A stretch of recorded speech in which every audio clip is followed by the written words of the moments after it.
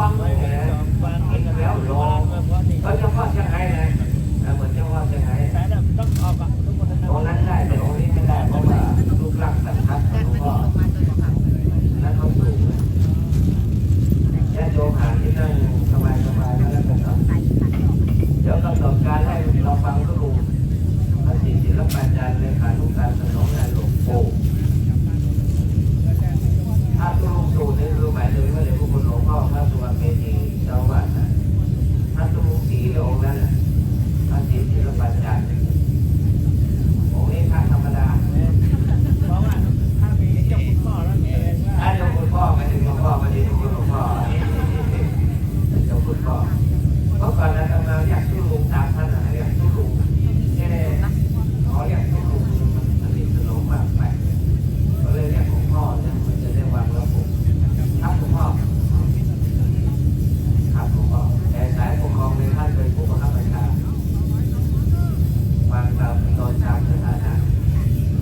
เรียกหลวงพ่อทำให้เราขยับขึ้นไปไหนเรียกหลวงพ่อเดี๋ยวนี้เรียกหลวงพ่อต้องทำแล้วสมัยก่อนสมัยปู่เรียกทุลุงสมัยก่อนเรียกทุลุงแล้วคนพี่ธีรพงศ์พี่แสนจันทร์ศรีจันทร์ก็เลยปล่อยที่หัวใจคุณพ่อไปด้วยจริงๆเป็นเจ้าคุณน้องแน่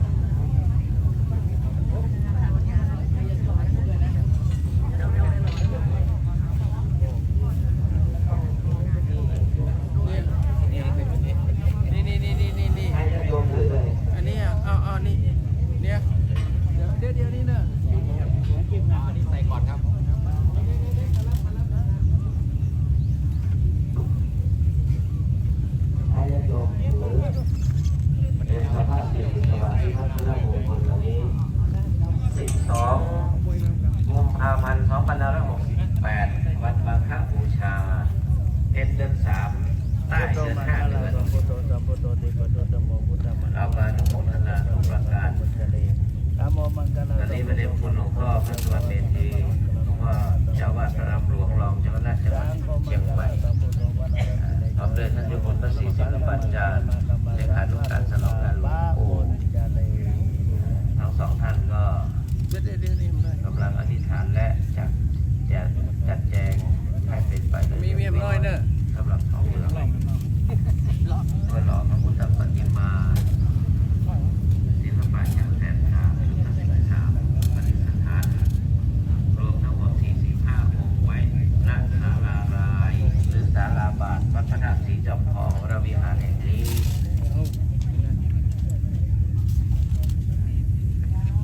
ฐานยุกชีนั้นเสร็จสิ้นหมดแล้วค้างองค์พระทั้งหมดนี้ในวันนี้รวมครั้งที่1ที่2ที่3ในวันนี้45องค์อันใหญ่นี่มันสามารถลงได้เลยช้าไปละจะยอนโตโตติยามภูเลสักกายานนามที่วันทันโน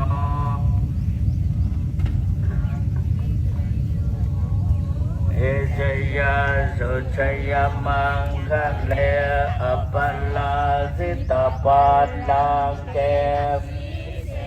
ปัทวิโปคะเลอภิเสเกสัพพะพุทธานังอัคคัมปันโตอะโมทัสสิสุนัขขัตตังสุมังคังเราสุภะอาตังเอตังสุขันโตสุโมโหโตจัสสุเยตัมมังจาริสุปะทักขินังกายกรรมังวาจาคัมมังวาทักขินังวาทักขินังมโนคัมมังปาริเทเตปะทักขินาปะทักขินาริกะโตวานะระพังนาภิปะทักขิเนชยันโตโพธิยาภูเรสัพยานังนันทิวัฒโนเอวังอวังเวชโยโหเวชยาสุชยมังคะเนอปัลลาสิตาปัลลังเกสีเสปัทวิโกคะเนอภิเสเกสัมภะพุทธานังอัคคัมปันโตปะโมทัสสิสุนัขขัตตังสุมังคลังสุภวาตังสุโมทิตังสุขันโนสุโมโตจัสสุเยธังธรรมจา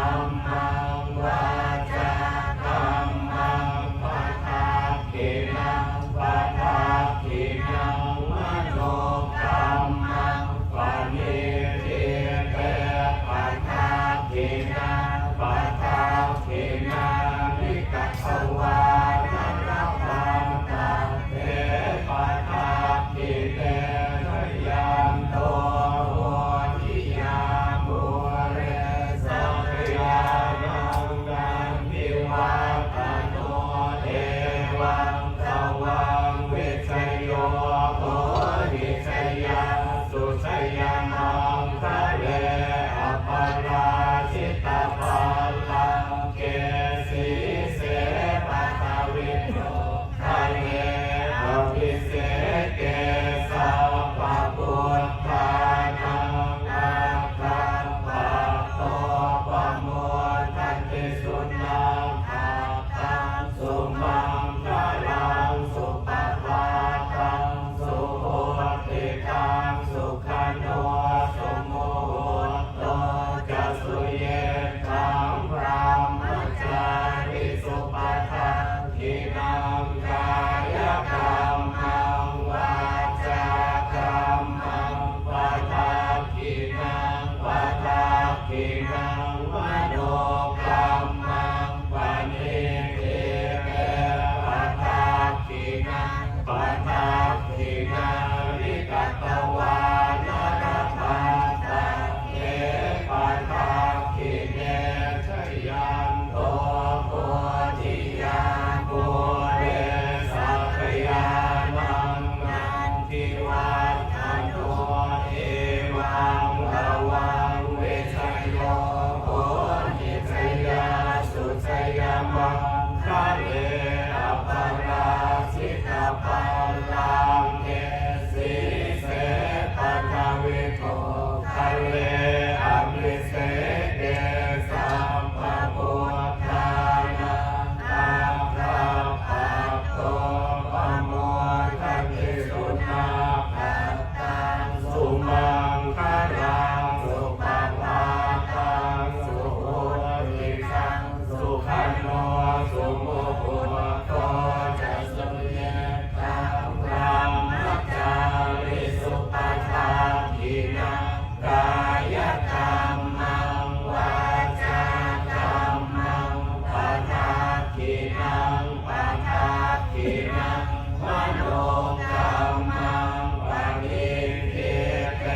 ปัฏฐากินังปัฏฐากินังวิกัตตวานรพันสัพเพปัฏฐากิเนสัพเพพุทธาภลังตัสสะปัจเจกานังจยังภลังอรหันตานังจะเตเสสราคัมพันธังทิสัมปัสโสภวตุสัพพมังคลังรักขันตุสัพพะเทวตาสัพพะพุทธานุภาเวนัสสตตาโสติภวันตุเตภวันตุสัพพมังคลังรักขันตุสัพพะเทวตา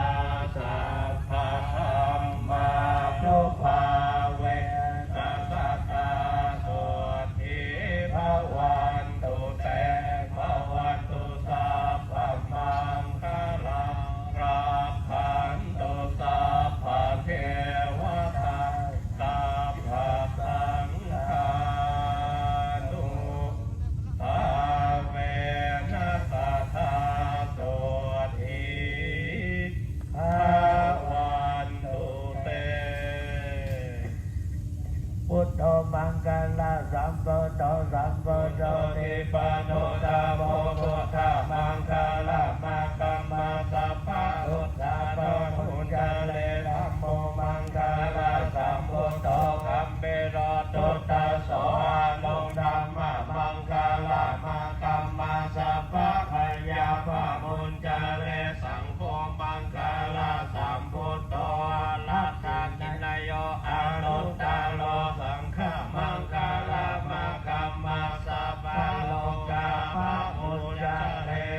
อายุวัฏโกธานวัฏโกสิเรวัฏโกยัสสวัฏโกปัลลวัฏโกวันนาวัฏโกสุขวัฏโกโหตุสัพพทา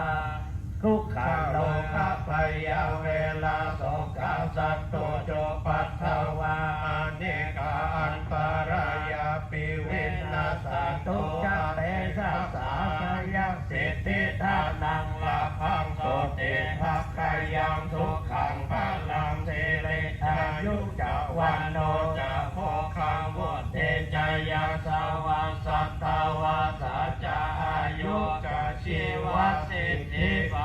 ปันตุเต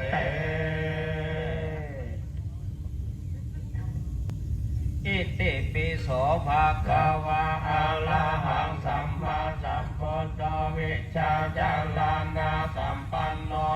ระโตโลกเวโตอนุตตโลกุเลสธัมมาสารติสัทธาเทวมนุสสานังพุทโธภะคะวะติสวากขาโตภะคะวะตาธัมโมสันทิติโกอากาลิโกเอหิปัสสิโกปัญญยิโกปัจจตังเวทิตัพโพวิญโยหิเตสุปฏิปันโนภะคะวะโต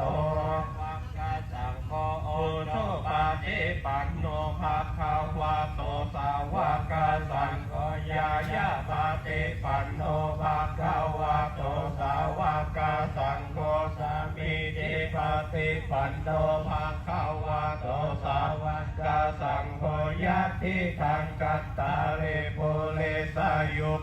นิอัตถาปุเรสาปุกะลาเอสะภะคะวะโตสาวกสังโฆอาหุนายโยปาหุนายโยทักขินายโยอัญชริกาคานิโยอนุตตรังปุญญเกตังโลกัสสา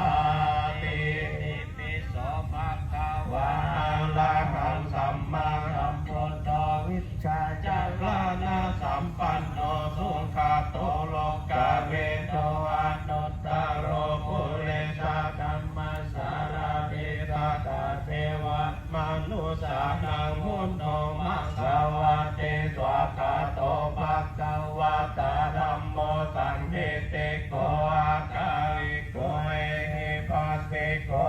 ปัญญยิโกปัจจตังเวทิตาโพวิญโยหิติปฏิปันโนภะคะวะโตสาวกสังโฆอุชุปฏิปันโนภะคะวะโตสาวกสังโฆยายะปฏิปันโนภะคะวะโตสาวกสังโฆยะทิจิปฏิปันโนภะคะวะโตสาวกสังโฆยะติตัญจตาริปุเรสายุคาเนอัตตาลิสาปุกาลาเอสะภะคะวะโตสาวกสังโฆอาหุนายโยปาหุนายโยทัพพินายโยอัญชลิกาลิโยอนุตตรังปุญญเกตังโลกัสสาติสิทธาตามหาเทโรเกเรโกเตเรมังคา